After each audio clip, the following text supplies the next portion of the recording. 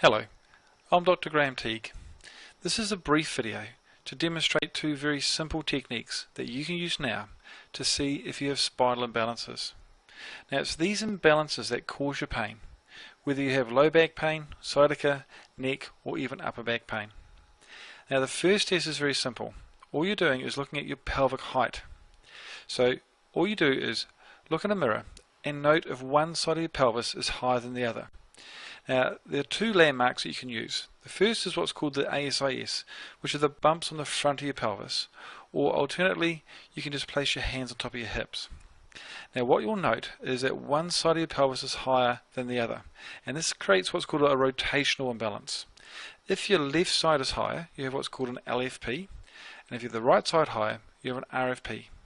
Now, the bigger the height change, the bigger the imbalance is occurring in your spine. And also you can look at the side view of your posture, and this is what detects what's called a tilt type imbalance, where you can have a sway back where the curve in your low back is a lot greater, or you may have a flattened spine.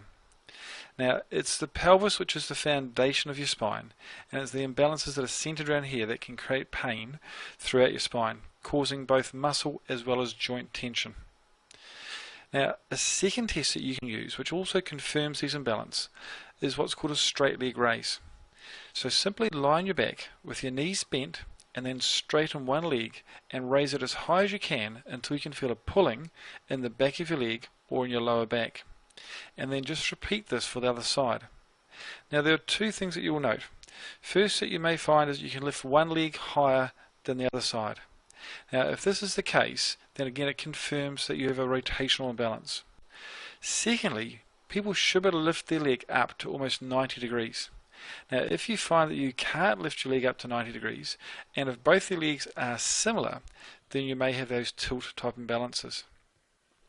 But these two simple tests indicate that there are imbalances in your spine. Now the greater the change, the more the imbalance. If there's minimal change, then it means that your pain is very simple and very quick to remove.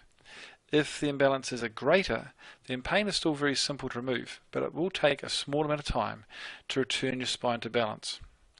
But these two tests can be used to detect your imbalances now, but you also can use them to monitor your imbalances.